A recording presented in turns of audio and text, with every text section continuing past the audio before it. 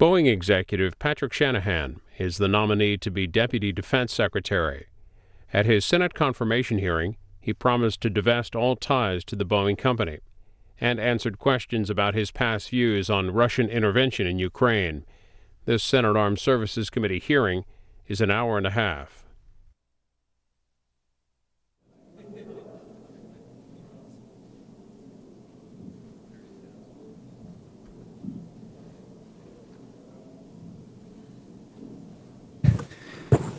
Good morning. Committee meets this morning to consider the nomination of Patrick Shanahan to be Deputy Secretary of Defense of the United States. Mr. Shanahan, we thank you for joining us today and for your willingness to serve our nation at an important time. We welcome your family and friends, as is our tradition. We invite you to introduce them at the beginning of your testimony. It's important that this committee and other appropriate committees of the Congress be able to receive testimony, briefings, and other communications of information. So it is a standard for this committee to ask certain questions in order to exercise its legislative and oversight responsibilities. Have you adhered to applicable laws and regulations governing conflicts of interest? I have. Will you ensure that your staff complies with deadlines established for requested communications, including questions for the record in hearings? I will. Will you cooperate in providing witnesses and briefers in response to congressional requests? I will. Will those witnesses be protected from reprisals for their testimony or briefings? Yes. Do you agree, if confirmed, to appear and testify upon request before this committee? Yes. Do you agree to provide documents, including copies of electronic forms of communication, in a timely manner when requested by a duly constituted committee, or to consult with the committee regarding the basis for any good faith delay or denial in providing such documents? Yes. Have you assumed any duties or undertaken any action which would appear to presume the outcome of the confirmation process? No. In the interest of time, I will submit my opening statement for the record. I know that will come as a terrible blow to other members of the committee. I know, I can see how upset they are in missing that, and maybe with a little luck, Senator Reid will do the same. It's your lucky day, Mr. Chairman. I just want to welcome Mr. Shanahan, Senator Cantwell. I had a chance to speak to Mr. Shanahan. I have every confidence in his abilities. Thank you. And if I may also, Senator Shanahan wanted to be here. She's delayed in this terrible weather. She might not make it here today. And with that, I'd ask permission to submit my statement. Since a quorum is now present, I ask the committee to consider a list of 995 pending military nominations. All of these nominations have been before the committee the required length of time. Is there a motion to favorably report these 995 military nominations to the Senate? So moved. Is there a second? All in favor say aye. Aye. The motion carries. Welcome, Mr. Shanahan. You are deprived of the important opening statements of Senator Reid and myself. Pardon me? Cantwell will introduce.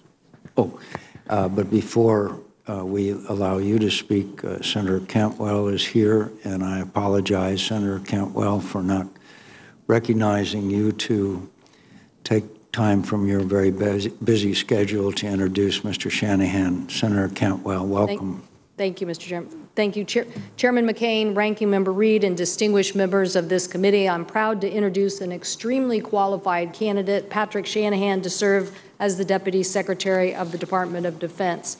I, too, want to welcome his family. They are here, and I'm sure he'll make that appropriate introduction. Mr. Shanahan has a unique experience leading major reforms of large, highly complex programs at the Boeing Company, such as the 737 MAX and the 787 Dreamliner. These aircraft have cutting-edge technology, keeping them ahead of the global competition.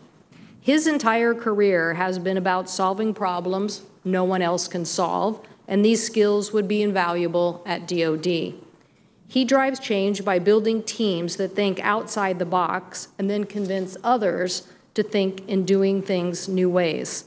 Mr. Shanahan has driven reforms in talent management, affordability, technology, and supply chain. and he's had an impressive 31-year career at the Boeing Company, last serving as Senior Vice President of Supply Chain Operations.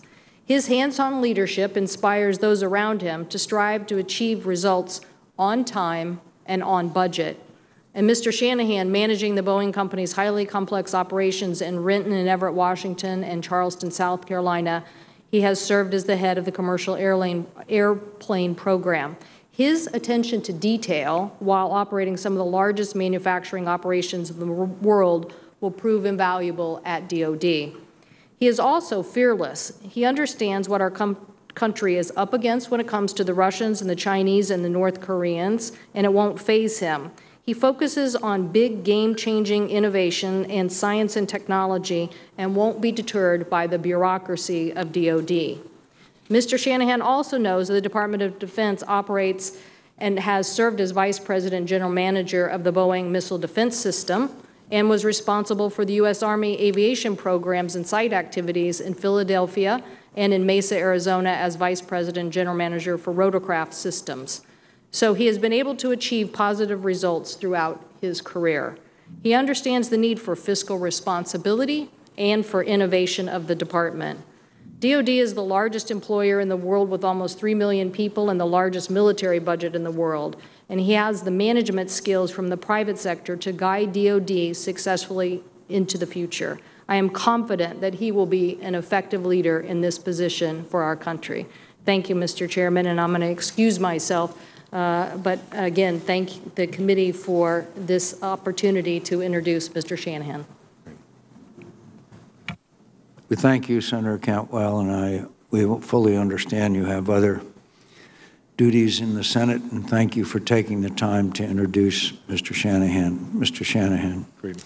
Thank you, Senator Cantwell, for your very kind words, thoughtful introduction, and enduring support. Before I begin, my thoughts and prayers go out this morning to the families of the 7 sailors killed in the tragic accident on the USS Fitzgerald. Chairman McCain, Ranking Member Reed, and members of this committee, I greatly appreciate the welcome and time you have afforded me this morning. I'm grateful to the President and Secretary Mattis for nominating me to the position of Secretary of Defense, Deputy Secretary of Defense. I'd like to acknowledge my 3 children who have accompanied me here today, Kayla, Will, and Jack, who are seated behind me. I also want to take a moment to recognize and honor my parents, Joanne and Michael Shanahan. I'm the oldest of 3 boys. My father, Michael Shanahan, instilled in my brothers and I, from as early as I can remember, service before self. My father was an Army veteran who served in Vietnam. He taught his boys to love their country and value its freedoms. My father served in law enforcement for over 25 years. He taught us to treat people fairly, respect law and order, and the importance of protecting the community. My father co-founded a food bank in 1982 that is ongoing. To date, it has distributed over 200 million pounds of food to the needy. He showed us that with initiative and outreach, good ideas can scale to make a big difference. At age 52, my father was afflicted with Parkinson's. He battled that savage disease for 17 years before passing, and I never once heard him complain. My father modeled for us what it means to have grit. That is, the ability to maintain an indomitable spirit and persevere no matter what the challenge.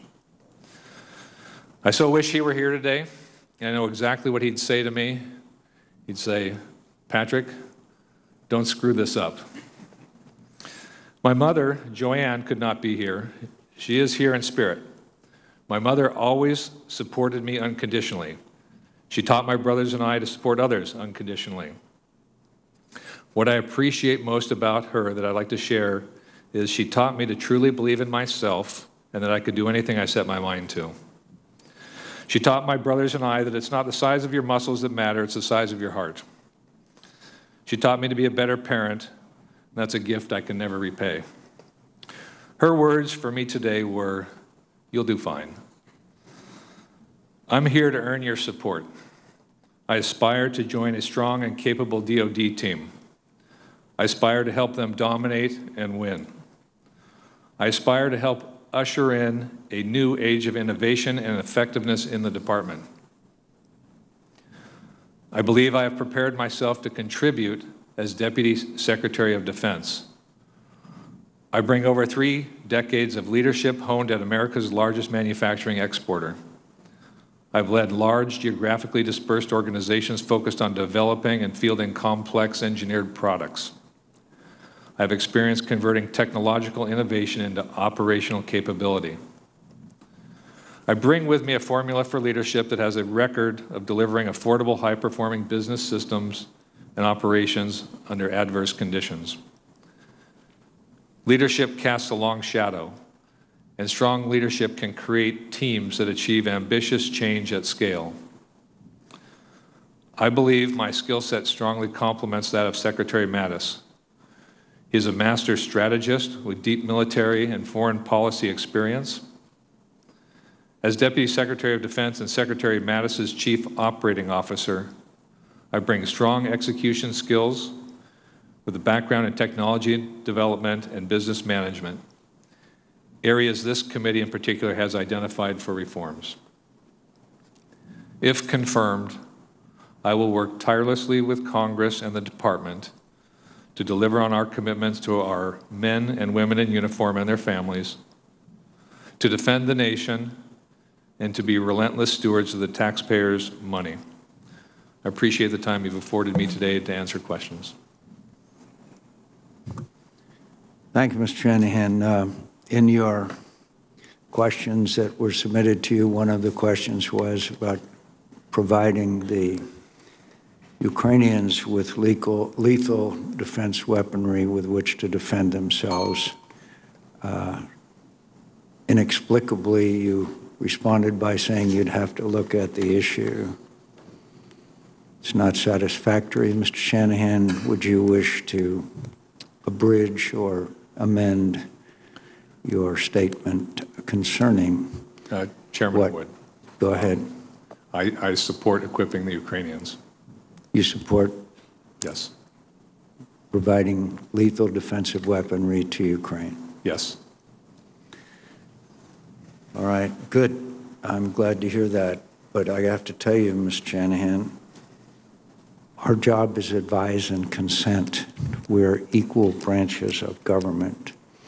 Your response to that question was, frankly, very disappointing to me. You have been associated for the last, I don't know how many years, with one of the 5 corporations that provide 90% of the defensive weaponry, or the weaponry to defend this nation, and your answer was, well, I'd have to look at the issue.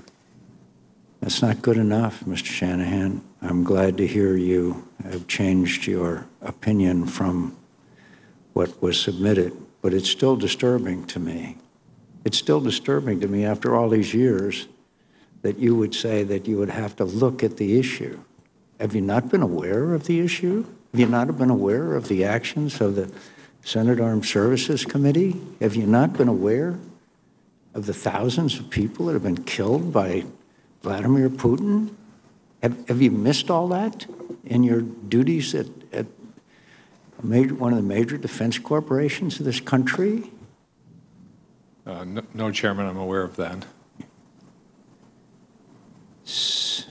Well, I got to tell you, it's very disturbing. One, I'm disturbed that we now have an executive from one of the 5 major corporations that has corralled 90% of our defense budgets, and on one of the major issues that this committee has had hearings about, has had markups about, has reported out our bill, and you want to find out more information.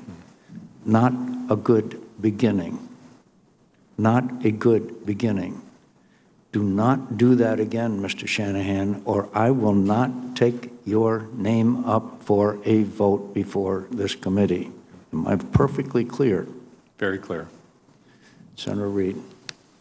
Thank you very much, Mr. Chairman. Mr. Shanahan, one of the issues that you're going to face is generically termed the third offset. Bob Work, who you are succeeding, has done a remarkable job, I think, and he's been the leader for this effort. It's essentially trying to counter technologically and otherwise our adversaries, their aerial denial capabilities, their cyber capabilities, their asymmetric capabilities, and leap ahead with new technologies. And in trying to deal with that, the Congress reestablished the position of Undersecretary of Defense for Research and Engineering.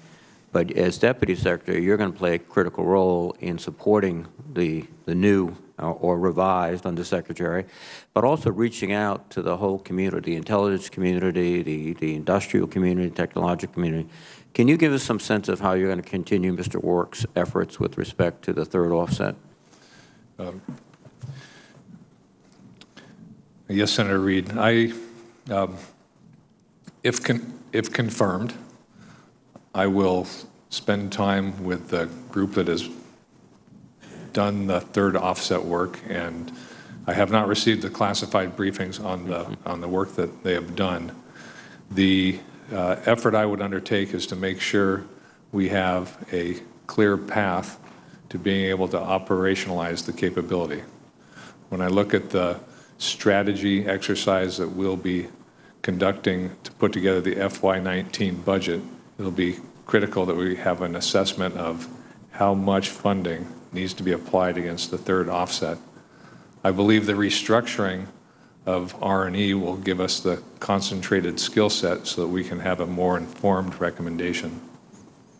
Well, thank you very much. And I presume also because of your significant experience in private industry, you already have some ideas of companies that are not currently involved but could be major contributors to this effort, some of these path-breaking, not only software, but technology companies. Is that accurate? That is correct. I think to Chairman McCain's point, we need to broaden our industrial base, and it's important that we develop other capabilities in other companies as well. Thank you. One of the other changes that we made in last year's NDAA was creating an Undersecretary for Acquisition and also a Chief Management Officer. And in many respects, you're really the Chief Management Officer as the Deputy Secretary of Defense. But how will you work with the Chief Management Officer? Have you any ideas with respect to that issue?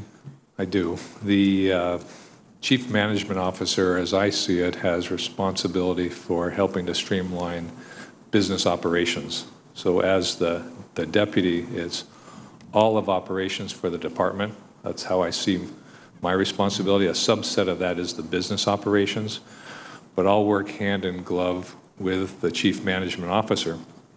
And the real intent, and I have experience in this area, is how do we quickly capture efficiency and the opportunities by standardizing and sharing many of these services, if you will, across the department. Very good. One of the areas that is complicated, troubling, and daily we seem to be falling behind is the whole concept of information operations. It's ironic that the country that created Madison Avenue is now sort of trying to catch up with in terms of influencing individuals through media. The Department of Defense has a role in this. First question is that at a conceptual, I would think the Secretary of Defense is going to be very much involved in this, but do you see a role that you will play in terms of trying to coordinate all the different aspects just within DOD, and then again, reaching out to other agencies? Sir, I do. I think the Deputy and the Chief Operating Officer role really needs to ensure that we have the right structure so that we're effective in interfacing with these other organizations and that we have the proper architectures so that the systems are cost effective. We have the proper architectures so that we can upgrade them easily and evolve as technology changes. Very good. Again, thank you, Mr. Shanahan. I think you're bringing a significant experience to this very challenging job. Thank you very much. Thank you, Mr. Chairman. Thank you, Mr. Chairman. Mr. Shanahan, I appreciated your comments in our meeting about the nuclear deterrent and being a weapon system that we use every single day. This fact is often overlooked, but every day we have missileers who are in launch control centers, and we have submarines that are on alert defending our nation. Secretary Carter characterized our nuclear deterrent as the bedrock of our national security. Do you agree with that statement? I do. I know the forthcoming NPR will lay out the particulars, but in general, do you support the modernization of our nuclear weapons, the associated delivery vehicles, command and control architecture, and the supporting infrastructure? I do.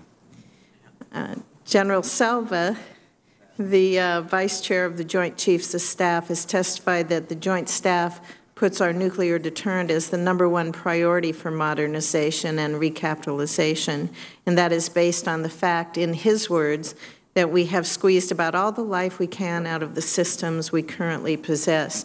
Do you agree with his assessment and the level of urgency and priority that this requires? Senator, if confirmed, I will. I have not had a review of the priorities of the department. I understand the importance of the nuclear deterrent, and I will take advice from General Sullivan and make sure that he gets the proper support. Thank you. When you were in my office, we talked a little bit about technology and innovation, but one thing we didn't touch on is the question of risk tolerance. Innovation is inherently risky, and not all good ideas pan out, but the current environment seems to be very intolerant of risk. Do you believe the department and the services need to be more tolerant of risk? And how do you think the department can better navigate that tension between effectively using scarce resources and tolerating the amount of risk that's required if we're going to have any innovation take place? My view on risk is that you have to manage risk. So out at the pointy end of the spear, we don't want really any risk. I think when it comes to innovation, and this is the mindset I've developed working in the commercial world, innovation is messy. And if you try something and it fails, I think that's kind of your point around risk. We shouldn't be afraid. And organizations that pride themselves on execution tend to be afraid of failure.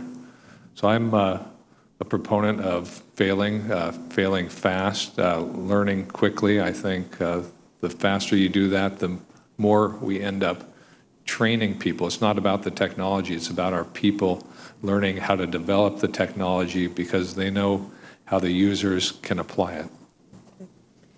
In your response to the committee advanced policy questions regarding Russia's violation of the INF Treaty, you state, I understand that the administration is reviewing a number of potential responses as part of its ongoing review of this issue, and I will be keenly interested in making sure these are translated into action.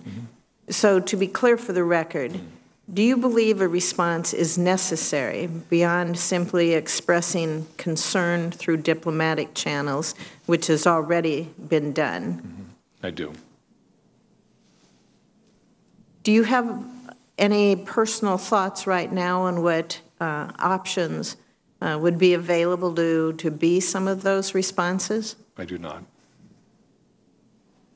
You also noted that Russia's action in violation of the INF Treaty, if it's unchecked, could lead to doubt in the stability of current and future arms control agreements and initiatives. Could you elaborate on that statement? Sometimes there's a view that's expressed that holding violators accountable for their behavior risks deals collapse, and that we should therefore suppress any suggestion that a violation has happened. I don't believe you agree with that view, do you? Senator, I think the Russians are adversarial. I think through the whole of government we need to deal with their, whether we call it aggression or their disruption to our interests.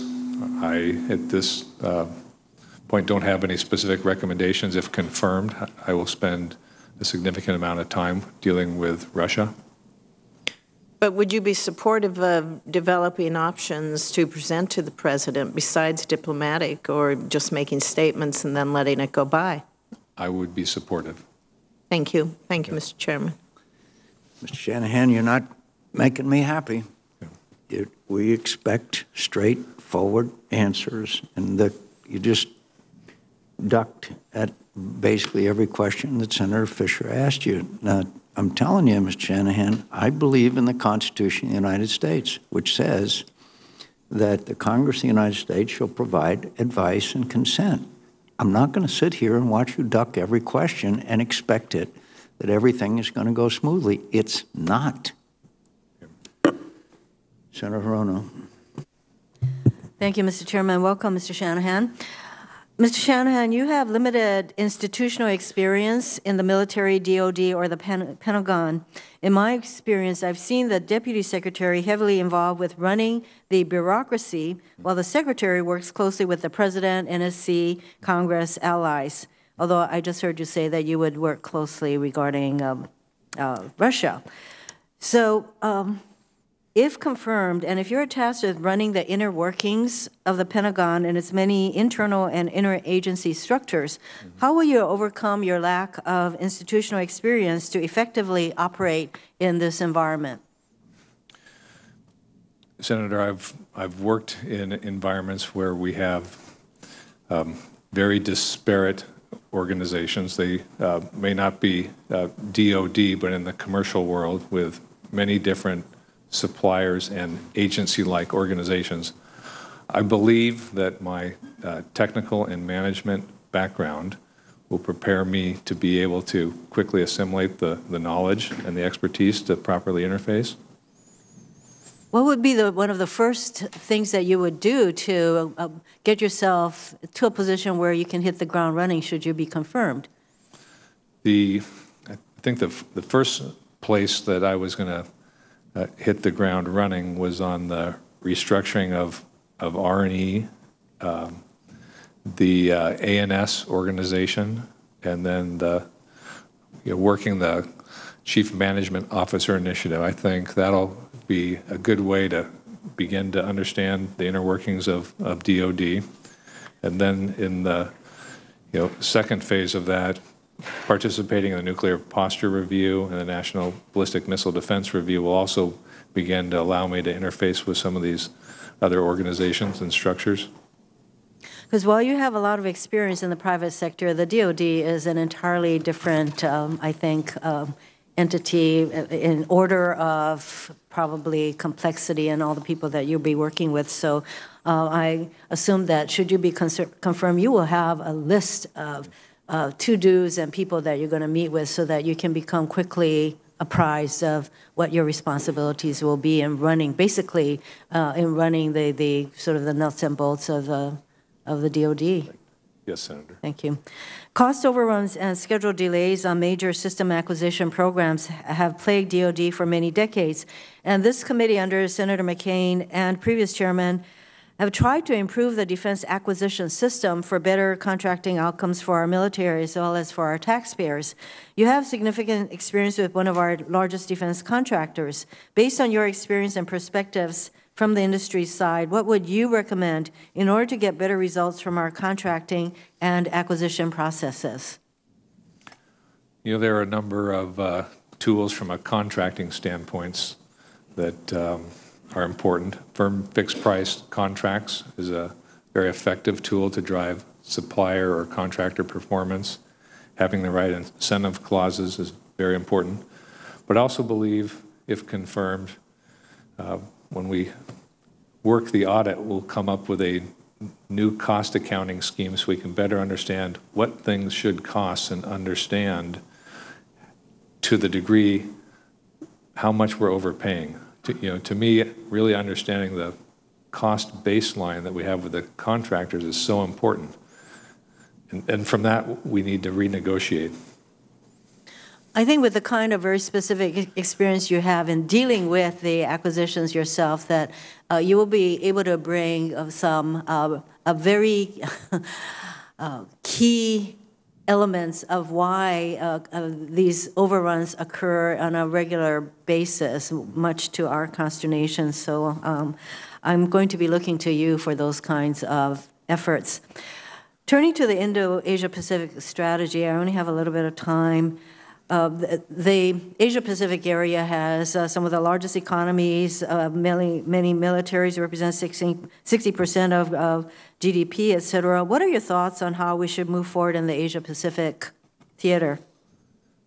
Well, I think the Chinese have been modernizing quite significantly in recent years, and that threatens our ability for freedom of movement. And it's really important that we find ways to maintain the security architecture of the Pacific Rim. It's very important that we support our allies and partners there and reassure them of our commitments. Well, I'd like to see a continuing focus on the Indo-Asia-Pacific area because as the rest of the world becomes even more unstable, at least if we can keep the Indo-Asia-Pacific area stable, even more stable, even with North Korea and China as major players there, through things like acquisition reform and other things that you could bring to the table, I hope that will release further, more resources for the Indo-Asia-Pacific arena. Thank you, Mr. Chairman. Thank you. And Mr. Shanahan, congratulations on your nomination. As we've discussed this morning, the Deputy Secretary plays a major role in managing the department, while the Secretary is a member of the National Security Council and the public face of the armed forces to the American people and abroad. You have a long and distinguished career at Boeing. In particular, your reputation for turning around the Dreamliner program is probably something that a lot of military programs could use. However, that long career at Boeing also raises some questions I think we should just address in a forthright manner up front here at your hearing. How do you plan to carry out your duties as the Deputy Secretary while avoiding any potential conflicts of interest based on your time at Boeing? So I will divest all ties with Boeing, with the exception of my executive retirement, which is permitted under the ethics agreement. For the duration, if I'm confirmed, I will not deal with any matters regarding Boeing unless cleared by the Office of Ethics. We will put in mechanisms so that my calendar, the meetings that I'll participate in, that we can screen to make sure that there are no matters related to Boeing that I will be exposed to. Thank you for that. That raises... Will that name specific programs? Will the ethics agreement call out specific programs? It's all matters Boeing. So it would include all programs. Well, I think Chairman McCain was driving the next question that I want to raise related to those precautions that I think are prudent. Boeing obviously is one of our major defense contractors. They have many programs, some of which have some troubles of their own, the F-18, the KC-46 tanker, the V-22 Osprey, the F-15 Apaches and Chinooks in the Army. Do you think that recusing yourself from these Boeing-related issues could negatively impact the department's decision-making process? I don't believe so. In my view, I believe I can provide general guidance in terms of program execution and techniques to drive better performance without getting into the specifics of a particular program. Thank you for that. And in terms of your financial divestiture, you are or will soon be fully divested from all Boeing stock except for your retirement program. Is that correct? If confirmed, I will divest. Given your time at Boeing and your successes there, I presume it's to say that they have made you a very wealthy man over 30 years compared to most Arkansans? They've treated me well. And at this point in your career, you're focus and your loyalty is solely on the Department of Defense and the soldiers, sailors, airmen, and Marines who are out on our front lines? Yes, Senator, I am 1,000% committed to the department and to delivering on the reforms that Senator McCain, Chairman McCain, has outlined. Well, that's what I expected, but as I said, I thought it was important to put up front the steps you're taking to recuse yourself from Boeing decisions and to ensure that you're making the decisions in the best interest of the men and women of the armed forces, to include men and women who are going to depend on some Boeing systems, and there will be systems in place to account for that. I do want to turn to one other issue that's been raised here as well, and that's trying to work with more smaller firms that would like to be defense contractors. As Senator McCain says, something like 90% of all acquisitions business goes to 5 firms. Some of this relates to the Department of Defense's own bureaucratic issues, but some relates to the culture that you see in the tech world. I've heard from many tech leaders and entrepreneurs that they simply don't want to do business with the Department of Defense, even though they have very fine products and services, in part because they don't want to deal with, say, 7-year timeline development programs, or they simply don't want to deal with all the red tape.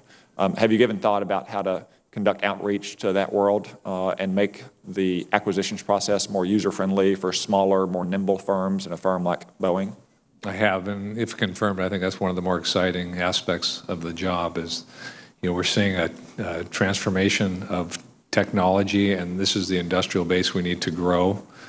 My experience at Boeing is on developing supply chains, so we really need to have a conscious focus on how to grow these new capabilities.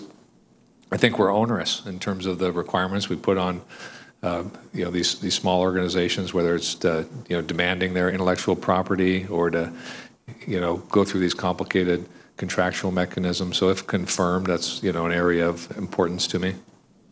Thank you. Yeah.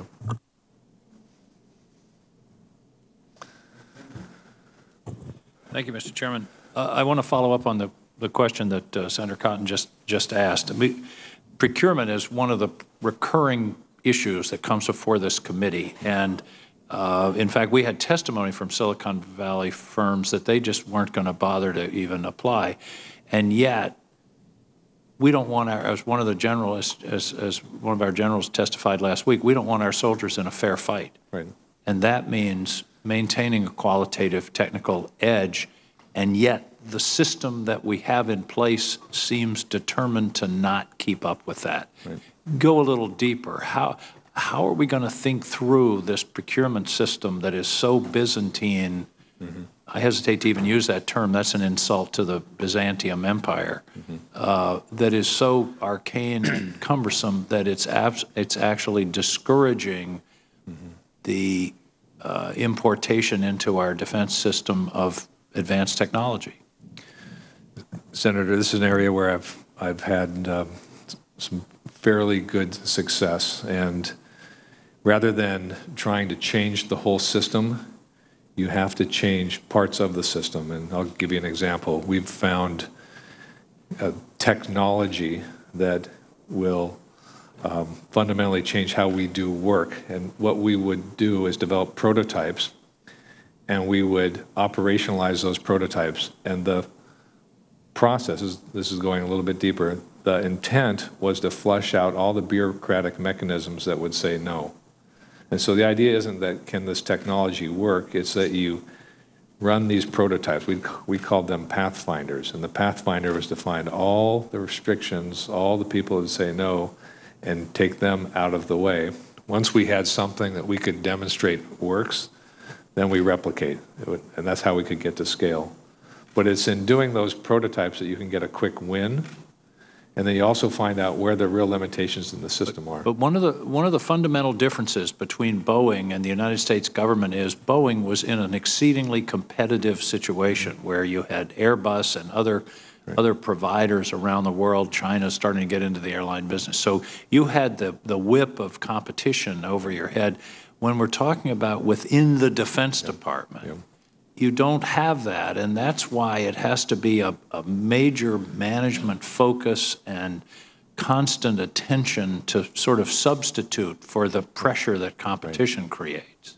Right, and I personally think the limits on the budget are the competition that it's the analog to the competition we had with Airbus. We have a competition for money in the department. There isn't enough to go around. We must find ways to generate savings so we can pay to go do these things. Now, slightly off but by the way, on procurement, not only is there an issue of cost, there's an issue of time. We've seen Senator Inhofe has presented graphs about the difference between the private sector, the time it takes Boeing to get a new aircraft from concept to flight is something like 7 years. In the military, it's 23 years. So time is an issue as well as money, and that has to be part of your focus. No, speed is everything. The shorter the time, the less the cost. In the commercial world, everything is fixed price development.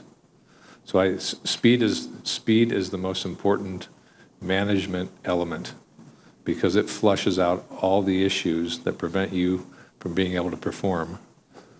Well, I would suggest that in your position, it's not enough to simply say we're going to work harder at it. I hope that you will think about and perhaps convene a public-private group to think about how do we structure, because I believe structure is ultimately policy, how do we structure the procurement system to produce at lower costs and at higher speed, and I urge that upon you as a possible initiative. I think just saying, well, we're going to try to do better is not going to be enough to change a system that's so thoroughly entrenched. Secondly, in terms of costs, which is your area as the Chief Management Officer, is the growth of staff, both within the Pentagon and within the services. And we've had lots of talk here, and there have been some cuts in staff, but I believe that's also an area that has to be looked at because every dollar that goes into tail doesn't go into tooth. And when we're talking about scarce dollars for readiness and recapitalization of the nuclear deterrent, whatever it is, we need to find places, and there have been studies that indicate significant savings in the bureaucracy or the staff, both in the Pentagon and in the services. I hope that's an area you will pay attention to. It will be. And finally, we need to be able to audit the Department of Defense. I can't keep going home to Maine and saying we're spending $500 billion a year, but it can't be audited. Do you take that as one of your priorities? Because as I recall our hearings here over the last 4 years, 2017 or 2018 is supposed to be the target for the Department of Defense to be ready for an audit. Yeah, you have my commitment to start the audit in September, and it is one of the highest efforts in terms of priorities for me. Would you repeat that? The audit, and I believe it's September, or it could be October, is when we will begin the audit for the Department of Defense. Thank you. Thank you, Mr. Chairman. Thank you. I appreciate that very much as well. Last week we had a hearing with the CNO, Secretary Stackley, and General Neller, and we talked a little bit, I just want to tag on to what Senator King was saying about how we procure items and going through that process. And I asked if they needed additional authorities, and they stated that they believed they had all the authorities they needed to speed up the procurement process, but there were a lot of regulations that got in the way. So tagging on to his comments, will you make a commitment to go through those regulations, identify those that are unnecessary so that we can procure faster? Senator, I am committed to unwinding the system that keeps our men and women from being able to perform. The one thing I do know is that it's not our people that are the problem, it's the system that we've created over time, and dismantling that is the critical thing I need to do in this position. Thank you. I appreciate that very much. According to Title 10, the Deputy Secretary of Defense is the department's chief management officer. Earlier, you kind of called that the all-of operations officer, which is a great description. It's clear that you are an experienced manager. You've had great success with Boeing. The law also requires you to serve in other roles as the secretary in the secretary's absence. So I'd like to start with more of a policy question, policy discussion. I've been calling attention to the increasing threat posed by violent extremist organizations in Southeast Asia for quite a while now. And as we speak, U.S. forces are assisting in liberating the Filipino city of Marawi from a terrorist siege. And Secretary Mattis had said that ending the named counterterrorism operation in the southern Philippines in 2014 was premature. I agree with him. And that doing so has made it difficult to resource our current efforts in that area. I personally think it's time to reestablish a named operation. What are your opinions on that? Well, the violent extremists, I think this falls in line with our policy with ISIS, where we can find them, by, with, and through others. We need to defeat them. If confirmed, again, this is an area where I will invest the time to understand our commitments in terms of resources and our ability to undertake those types of efforts. Okay, I appreciate that, because we have for a long while taken our eye off of that region, and they continue to grow and develop in Southeast Asia. So I appreciate that. As I'm sure you know, our air crews continue to experience physiological episodes in high-performance aircraft, the F-22, the T-45, F-18, and now the F-35, yet we still haven't found a fix for that. This morning, the Air Force announced it was testing sensors for the F-35 Alpha that actually monitor pilots' inhale-exhale gases and automatically activates emergency oxygen if there is a problem. And this is something that I've recommended to both Air Force and Navy leaders in past hearings. So I'm glad that they've actually taken action on this item.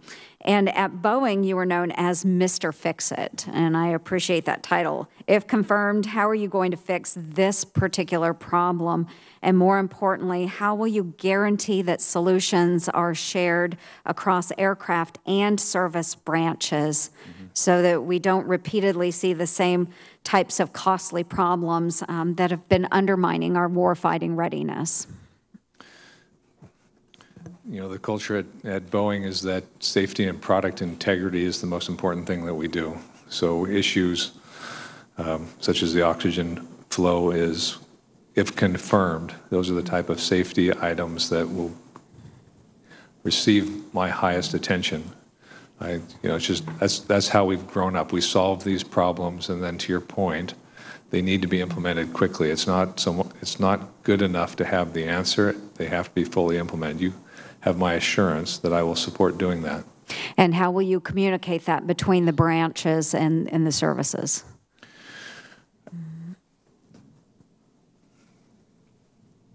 Well, I suspect, and this goes kind of back to Senator Hirano, there's many things I have to learn in terms of actually navigating the Department of Defense. It'll either be through the technical leadership or through the service secretaries. I'm quite confident that when we do have a solution that we'll be able to communicate it, and it's going to be how quickly do we actually get the solution incorporated into the airplane. So that'll be really about acquisition and getting these things on contract. That's the most important thing we have to do. Okay, I appreciate it. Thank you for your time. Thank you, Mr. Chair. Thank you, Mr. Chairman. Mr. Shanahan, thank you for being here today. My questions really relate to the future of warfare and how we will be preparing for a rapidly changing battle space. Senator Reid asked you a question about the third offset strategy, in which, as you know, Secretary of Defense Ash Carter introduced in order to move the innovation process forward to take advantage of incredible advances being made in the commercial sector. And in fact, I think that's something that has changed pretty dramatically in recent years, is that most of the innovation that also has military applications is occurring in the commercial side, from artificial intelligence to 3D printing to synthetic biology. I mean, go down the list of incredible advancements. So my question for you, first off, is just a broad question. I mean, what is your opinion of the third offset strategy?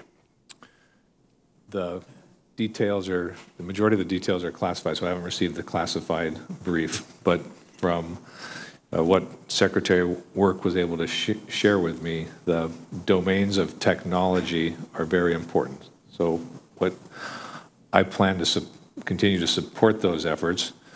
To me, it's about how do we validate that those capabilities are the right ones in terms of conducting warfare? And this is the messy part about innovation. I mean, we're going to have to make some bets, and then we're going to have to do some prototyping so we can test these concepts with the user, with the warfighters. Well, we do, and that leads to a question as to whether or not the current model that we use, where we have a few very large defense contractors that do the vast majority of the work, as Senator McCain has mentioned earlier in this hearing, versus a ecosystem of small companies that are doing incredible cutting-edge research and perhaps in technologies not directly related to the military, but have dual-use applications. Right. How do you work within that environment? Do we have to rethink some of the paradigms we've operated in the past as to where we procure and how we procure advanced technology? I think the procurement, Senator, I think the procurement, this is how I tend to think about these things. The procurement is the second step. I think the first step is our technical approach. The technical approach is, given these emerging capabilities, whether it's electrification, additive manufacturing, like you mentioned, machine learning, given these emerging capabilities, how will we scale? How will we use them? Based on that, we decide who are the suppliers we want to grow, who are the the new people that we want to scale up in our industry. So I think the third offset work will give us the foundation for those technologies, and that's where we decide how to grow the tech base. Based on who we pick, I think it's very straightforward to go and change the procurement portion. How we give them money, how we fund them to do tests. One of the best things about working with the Department of Defense is the resources. So, when we think of the test ranges and the users, I mean, I think we have to draw them into how we do our business, and having them outside the fence is a real limitation. They need to learn how we do business, and then they'll inform us on what we need to change. Well, how do you see using some of those internal defense assets, as you mentioned? For example, TARDAC in Michigan, my state, does incredible research work in autonomous vehicles, working also in partnership with some of the incredible work being done in the auto industry as well. Right. But how do you see that model working, where you have organizations like TARDAC, which is a Department of Army facility, right, working with private industry? How is that model working? Where do you see that going in the future under your leadership? A big portion of being able to pull on that technology is educating the users inside the department, not the procurement team, but the warfighters who need to think differently about how to utilize this technology.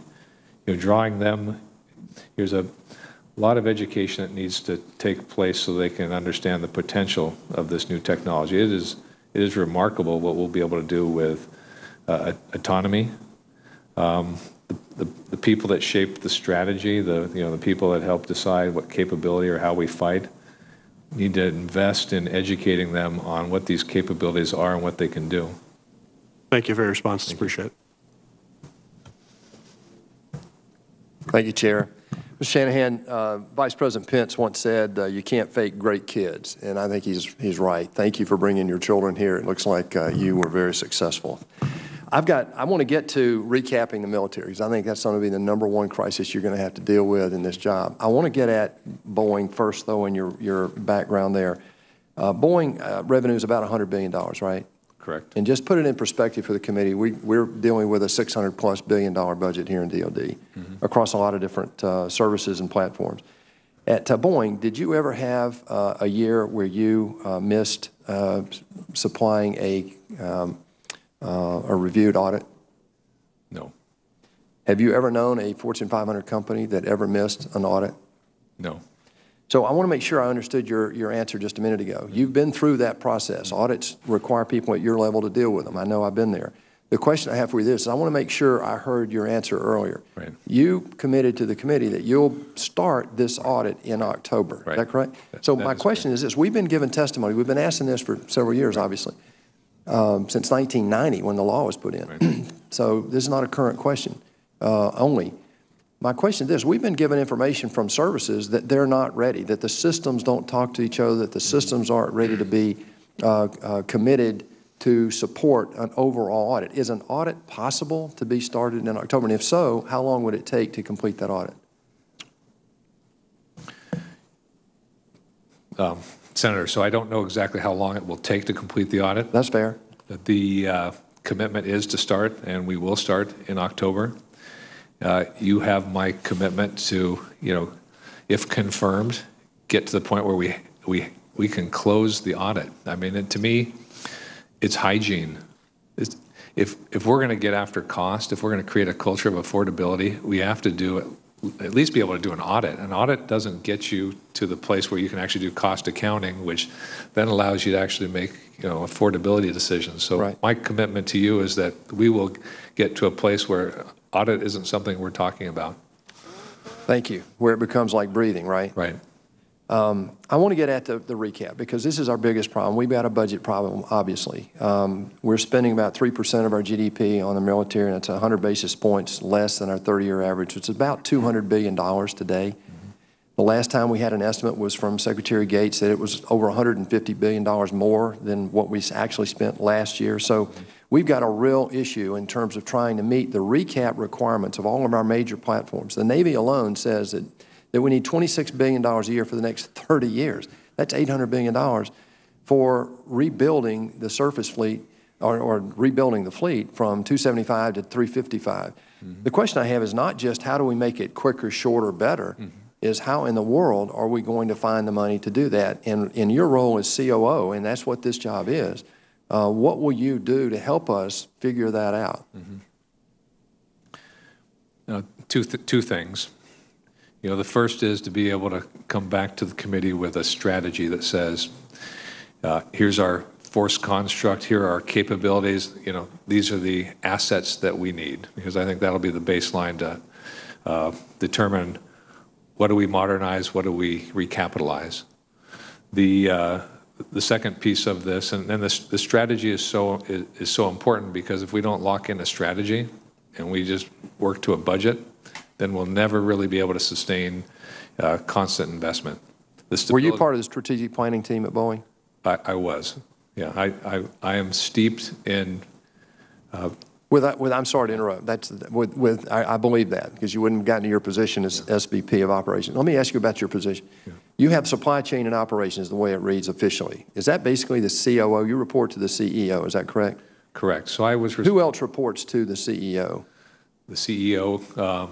You have the traditional. You have CFO, COO, which is you. Right. So my role was all of operations and supply chain world. Yeah, but help me just understand the perspective then. Who else reports to the CEO? The CEO for commercial, the CEO for defense, CEO for services, chief counsel, head of HR, Do you run operations across all those divisions? I have responsibility for operations across all those divisions. Okay, thank you. The question I had was, as you look at this responsibility, it looks like you're going from a COO of a $100 billion business to a COO of a $600 billion business. That's done all the time, but I wanted to put it in perspective. I appreciate your willingness to step up and be available for this service. Thank you. Great. Thank you. Thank you, Mr. Chairman. Good morning, and thank you for your willingness to serve and your family's support for your willingness to serve, and I'm glad to see they made it down yesterday by train, I understand.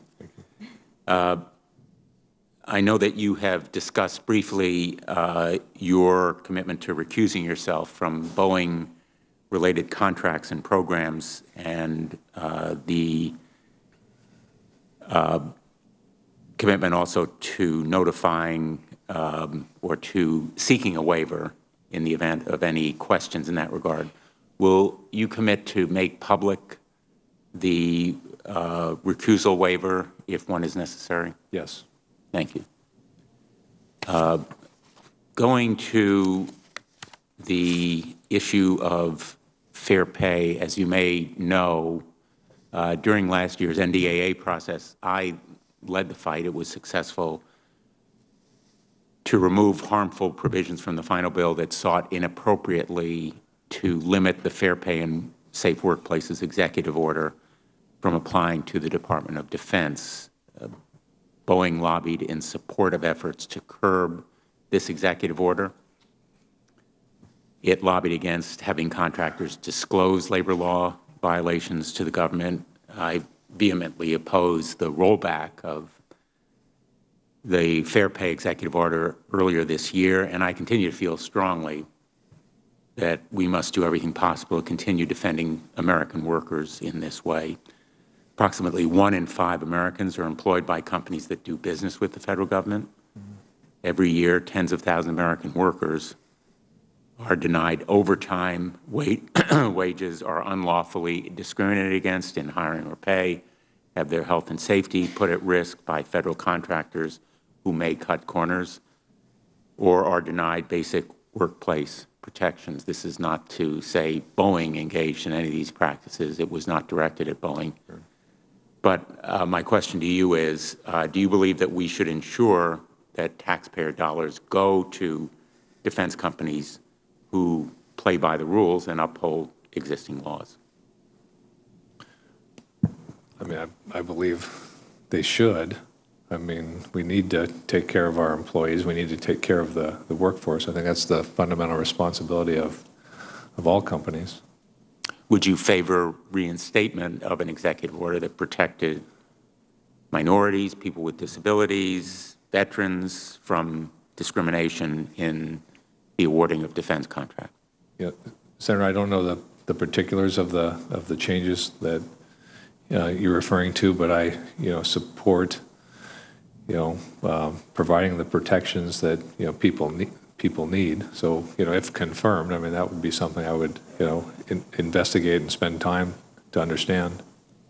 Would you commit to conduct a review of Defense Department policies so as to take action that prevents that kind of discrimination or denial of overtime, pay, and so forth on the part of defense contractors? Yeah, I would take that action to review that. Thank you. On the defense industrial base, you are probably more aware than any of us on the committee about the need for skill training and education to preserve and enhance and expand our defense industrial base, and you and I talked about it briefly when we met. Perhaps you can enlighten us as to what you would do as the Deputy Defense Secretary to make sure that we provide that kind of skill training in places like Electric Boat or Pratt & Whitney, where we make some of the critical defense products. Sure. Thank you, Senator. Education is something I have a passion around. In Washington, we were able to work with the superintendent of public education for the state to get a math equivalency credit for high school students so that they could get training to allow them to go into either maritime, aerospace, or electrical work. We worked with the community colleges to set up standard programs to allow them to get certificates so that employers could literally meet them upon graduation and give them jobs, and they would step into those new jobs without having to go through formal training. So, it was a cost reduction to the companies. It was a benefit to the community colleges because people were taking courses that really led to high-paying jobs. I would use the position to start to, this is something I really believe at a national level we can affect. There are all of these jobs due to demographics where people are going to retire out and they're high paying. So whether it's Electric Boat or the Boeing Company, the demographics are, I think, something like 80% of the people can retire in the next 5 years. It's a huge opportunity. Well, I hope you'll come to Connecticut and talk about this issue. Okay, great. Thank you. Thank you. Thanks, Mr. Chairman. Thank you, Mr. Chairman. Good morning, Mr. Shanahan. I'm happy to see in your testimony that you'd focus on defense reform and innovation opportunities. I don't think anyone in this room would argue the fact that the Department of Defense has historically poor track record in acquisitions.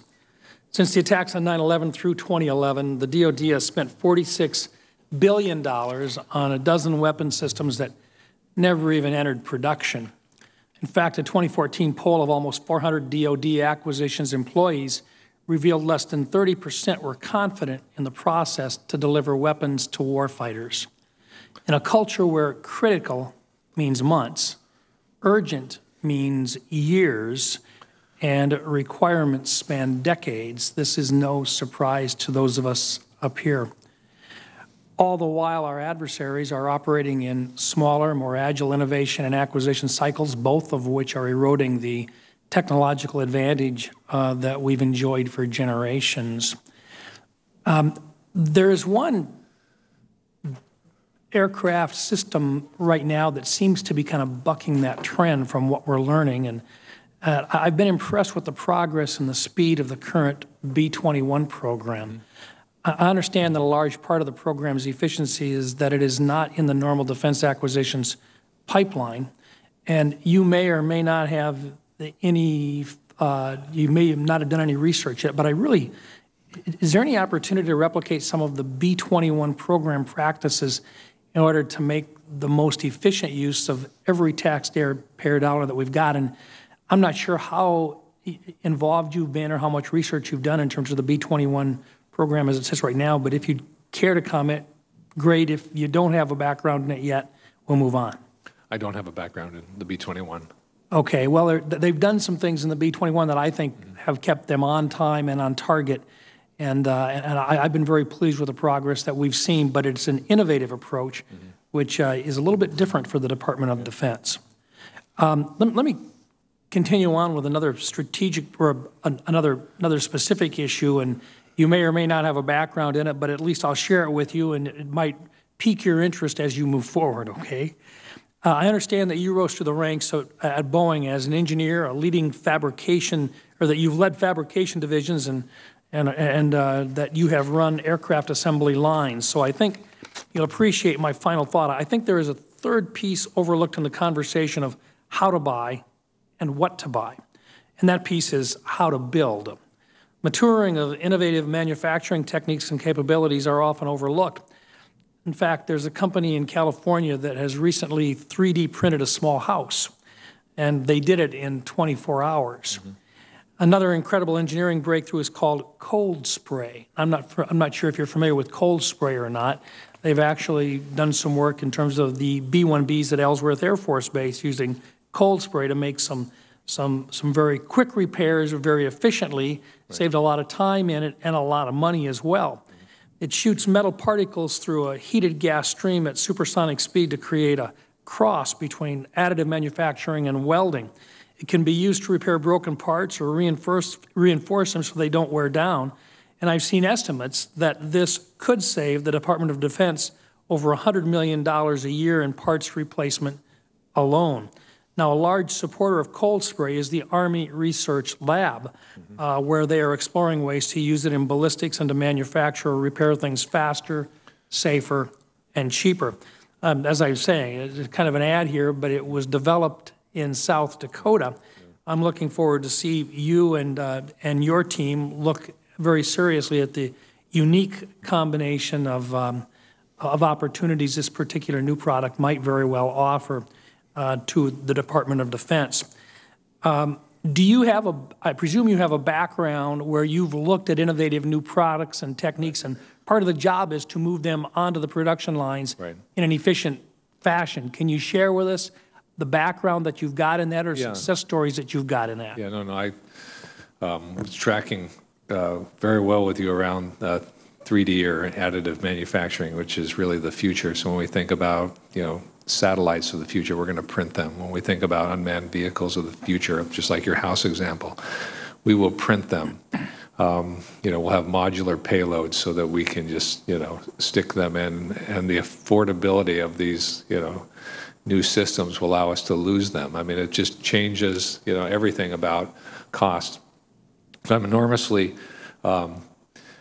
encouraged about all the new technology out there. The issue that we're going to run into, and this is some work that I was doing while I was at Boeing, and it manifests itself at like DLA. It's not that we can't print the part that's structurally capable. Our processes won't allow us to use it. Right. All we, and that's the work we have to do. That's going to be your job. Right, exactly. Because the technology is there and the cost savings are there. We've prevented it. Thank you. Thank you, Mr. Chairman. Thank you, Mr. Chairman, and thank you, Mr. Shanahan, for being here and for taking the time to meet with me last week in my office. I want to pick up on a point made by Senator Reid on the third offset strategy to invest in the advanced technologies that maintain superior capabilities against future threats. Many of these technologies, though, are in the development phase, and meanwhile, our near-peer competitors continue to improve their capabilities. So I just wondered, Mr. Shanahan, if you could just say a word about the level of your commitment to a strong research, development, test, and evaluation account, especially investments in basic and applied research. Mm-hmm. Senator, the future is dependent on how well we innovate and integrate these new technologies, because we're at another point in time where the world's going to change. Our, my biggest fear is that a threat will manifest itself more quickly than we've planned, and we won't be ready. So we'll rush to development, and we'll see all the risks of the past. So it is so important that we be, making those investments now. It takes time. Yeah. And so we have to have patience. We have to understand that some of these, not all the bets work. It may be 3%, in basic research, but that 3% will be a game changer. That's right. Well, good. We need a strong commitment here. And, when you visited my office, we talked about the significant technological advances that are actually happening over in the commercial sector as well.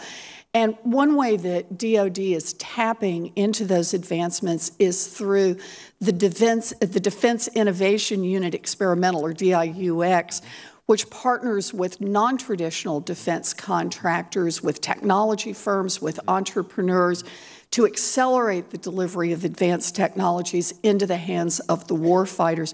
Can you just say a word about your level of interest in investing in DIUX and strengthening the partnerships between DoD and the private sector that's driving this kind of innovation?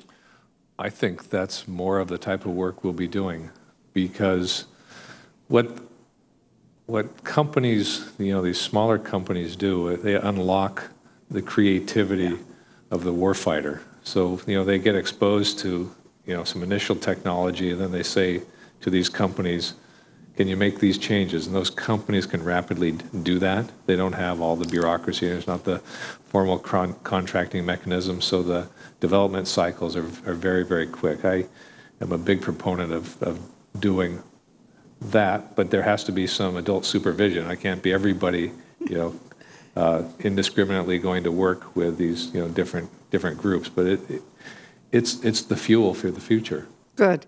Well, we have an amazing DIUX facility in Massachusetts, and I'm convinced that we need to continue to make these investments in both the commercial sector and in our own research enterprise to develop the kinds of game-changing innovations that we're going to need. Now, Mr. Shanahan, in your response to advanced questions from this committee, you said, and I'm just going to quote what you said, it will be difficult to regain superiority simultaneously in every war-fighting domain. So I will prioritize technologies based on their maturity, potential, and ability to better advantage our war fighters. Could you say a word about what areas of technology advancement you believe best meet those criteria and how you think about prioritizing those demands? Yeah, I don't have the specific domains. The comment there is really getting at the process that we must go through to make choices. And it's kind of back to your comment about basic research. We'll have to narrow the basic research. There's only so much finite funding, but the key to this is aligning it to a capability we want to mature. So my point there is that there are certain aspects of the third offset that we'll say this is something we need to anchor around. Good. This is the path we need to follow to achieve that. Good. I think this is powerfully important that we sustain our investments in these leap-ahead technologies that our future will depend on. So thank you very much. Thank you, Mr. Chairman. Thank you, Mr. Chairman. Mr. Shanahan, thank you for being here, and congratulations on your nomination. I never miss a hearing like this to bring up my favorite prop when I talk about procurement. One thing that excites me about your nomination is your extensive work in supply chain operations transformation, and I want to get to that in the time allowed, but I want to acquaint you to the organization that you're about to get confirmed to. It's an organization that can take 10 years and 680 pages to define the next generation handgun. I know that at Boeing, one of the things that you set out to improve and turn around the Dreamliner project was really looking at the fundamental supply chains and the operations process and trying to better align it to address the issues. You could get into the minor things like availability of fasteners, a number of other things that you found, the flight control development life cycle. But do you have any sense of the nature of the organization you're about to inherit in terms of its ability of having lean processes implemented and a culture of lean design in it? I do. I mean, and how would you assess it? It's challenged, very challenged. And many people have worked to streamline it and have not seen the success we need. So how would you go about I believe, by the way, I wanted to go back. I think what you're looking at are some of the foundational processes that have to change. I appreciated your answers to Senator Cotton and others about recusing yourself from potential programs. If you're doing your job, you're going to be far removed from the day-to-day decision-making process and recommendations on these programs, and you're fixing the underlying processes so that next-generation handguns, probably 100 pages in a couple of years at the most. And then the more advanced weapon systems, you're going to scale the supply chains and the processes to the technological challenges of the product you're trying to produce. So how do you go about actually your first year? Yep. What would you do to actually try to figure out where you can put your resources to have the greatest effect so that we don't continue to have these hearings that I've participated in over the last 2.5 years that are clearly just operational problems? Right. So at a first blush, the three things that I'll focus on, number one is really getting that strategy in place that gets at the future next generation capability so that we're, seeding it properly. The second is, and this gets at the current business,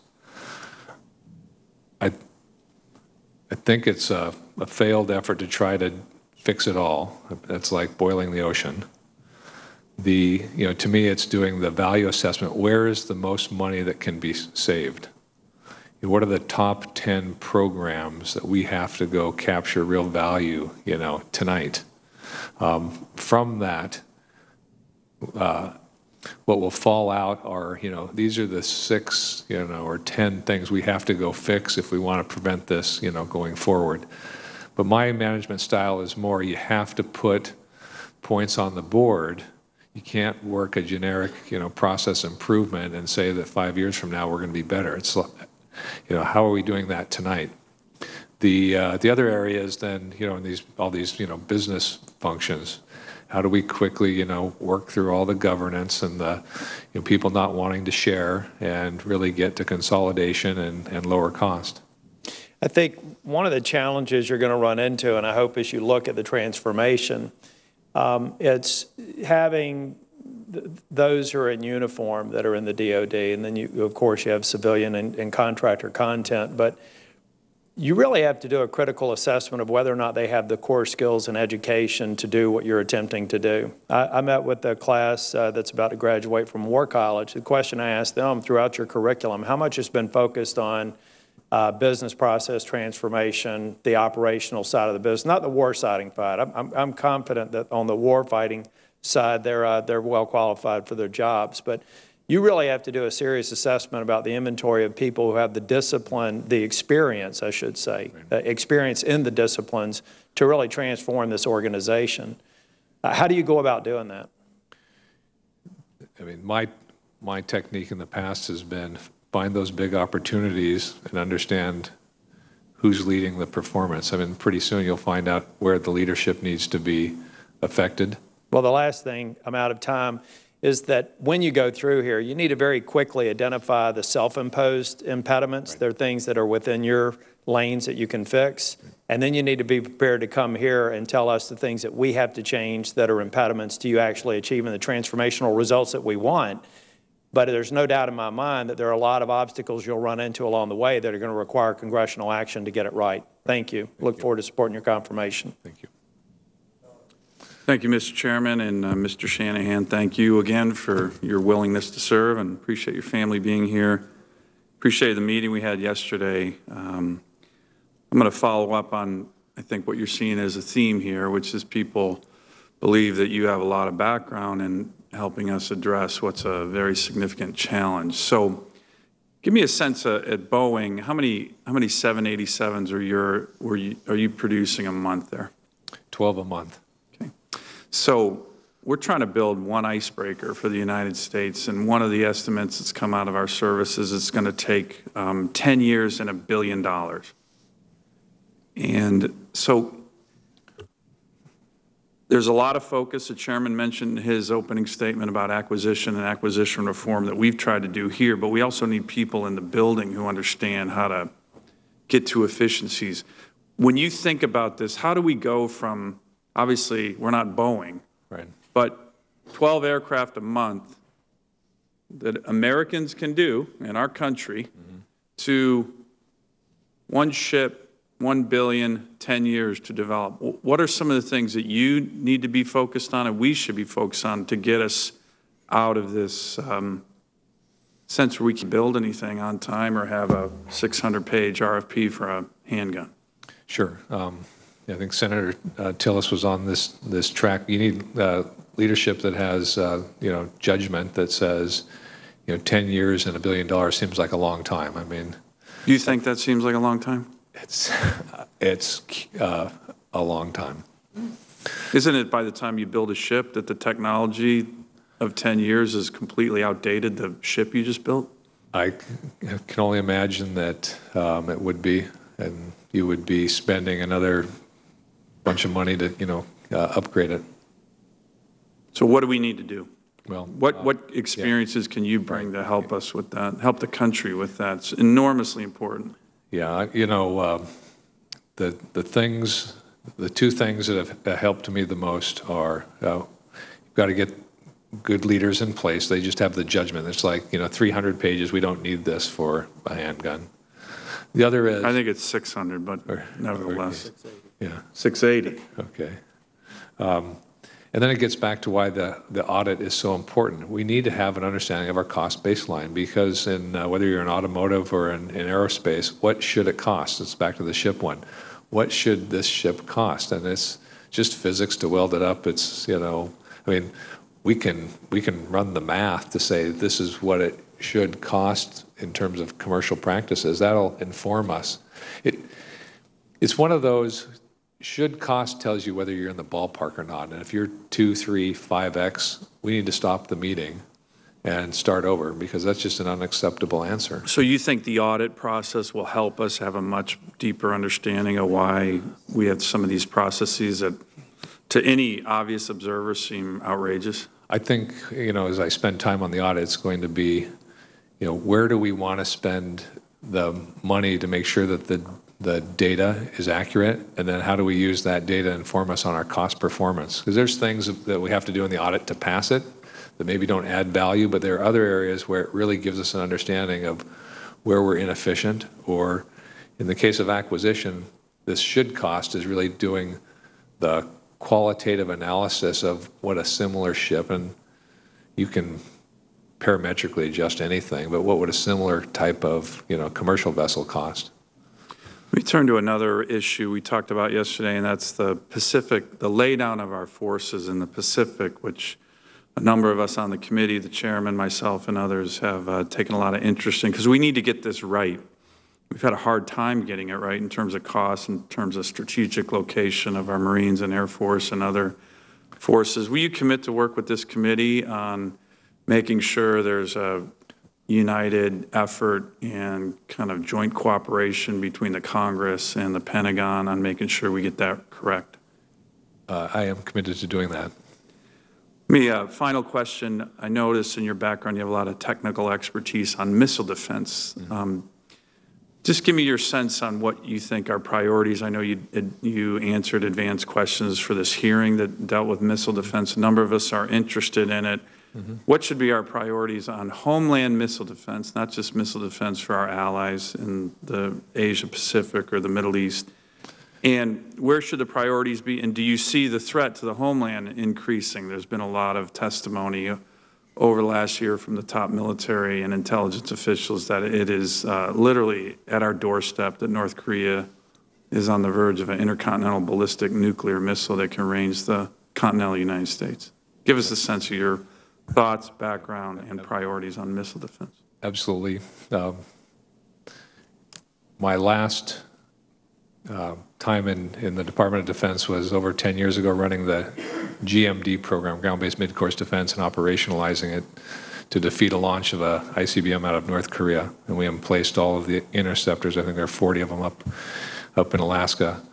The North Koreans are learning quickly. I mean, 10 missile tests this year is, they're going to continue to evolve their capability. We need to evolve our capability and make sure we have, sufficient inventory in Alaska and other places to, protect against, a launch or a threat from the North Koreans.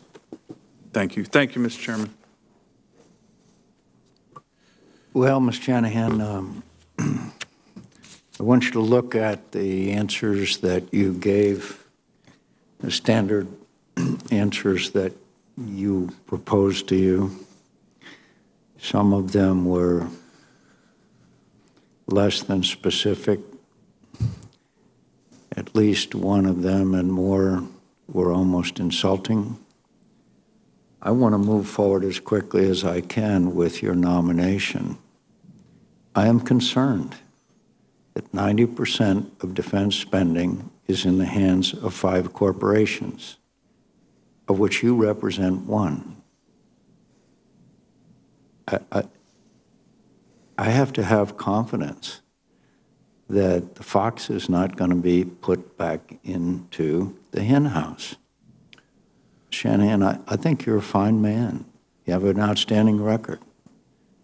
But when you answer a question about defensive weapons for Ukraine as something that needs to be examined before you reach a conclusion, that's not an informed answer. This is not a new issue.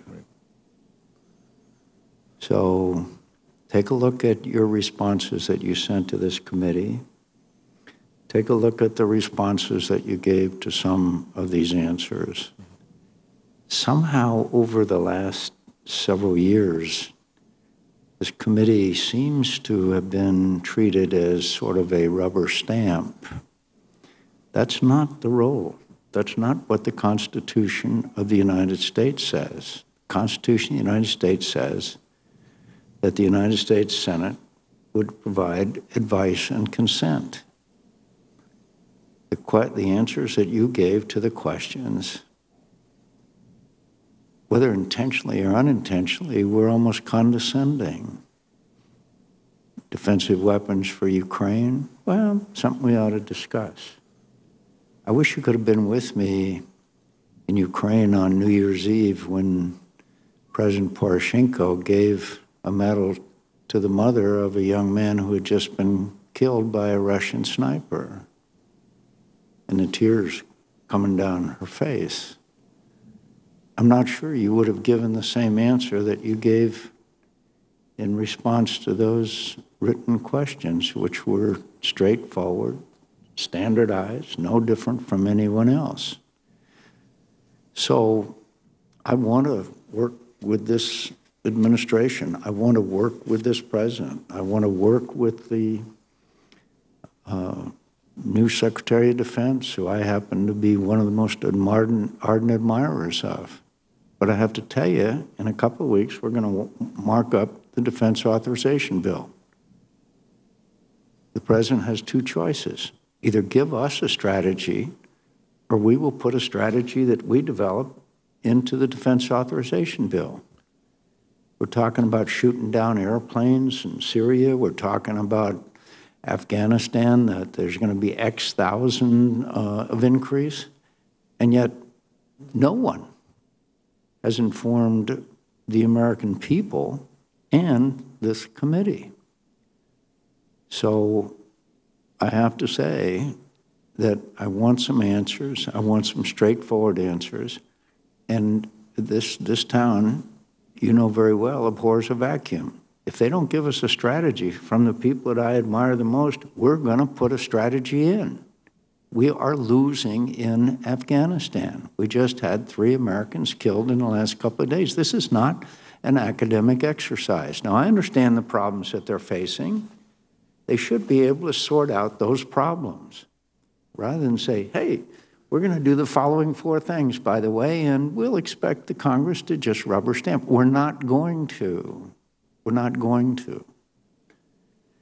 So your job is one of the most important and key elements. And frankly, I'm not overjoyed that you came from one of the corporations, five corporations, 90% of the spending of the taxpayers' dollars comes out of 5 different corporations. That's not what our founding fathers had in mind. So look at the answers that you gave us. And they were standard questions that we ask of every nominee. It was nothing unusual. And see if you want to abridge some of them. I want to give Secretary of Defense the team that he needs. But I'm not going to give him a team that I think is business as usual of the last 8 years. Too many hundreds of thousands are refugees. 6 million, actually. 400,000 are dead. We're not talking about academic exercises. So, Mr. Shanahan, take a look at those answers you gave. Get the answers back as quickly as you can. It is the desire of this committee to recommend you. It is the desire of us. It is also our desire and obligation to the Constitution of the United States, which says, advise and consent. This hearing is concluded. Thank you.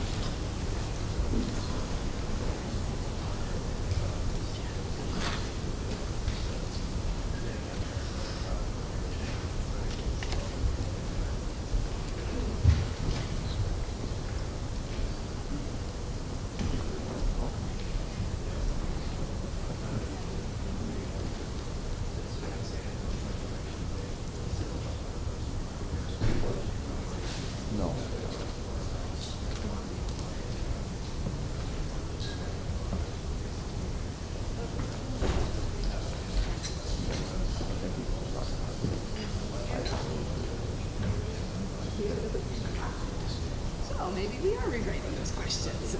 Okay. No, I don't think we've ever done it before, but you heard it from on high, so yeah, I don't know if we can literally do every single one or yeah, I reach out to coordination. I reach out to I was expecting to read.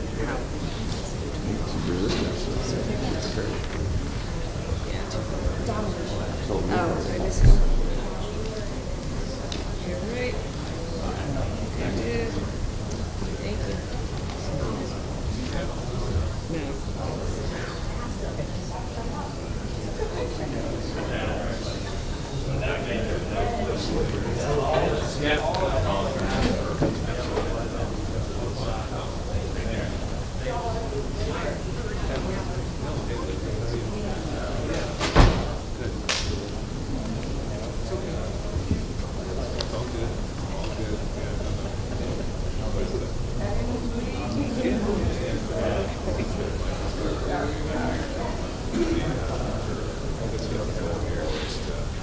Things we talked about, let's get some changes going. Thank you. Yeah, that was good. So we had to make a couple of changes. That's the thing. I got to take a minute to check our slides. Yeah, I'm going to go to Brad has his deadline on.